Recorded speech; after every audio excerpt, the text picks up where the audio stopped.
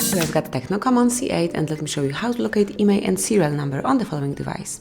So actually we have two methods. Let's start with the first one, and we will locate IMEI number through the secret code. So at first you have to open the phone dialer and then enter the code, which is *#06#. And that's it. As you can see, you've just been provided with both IMEI numbers assigned to your device, to your Tecno Camon. Click on OK to go back. And now let's go to the second method, which will provide us with IMEI number, but also with serial number assigned to your smartphone. Just open the list of all applications, then find and select the settings. Now you have to scroll down to the very bottom of the list and click on About Phone. Then go to the status, and now scroll down a bit.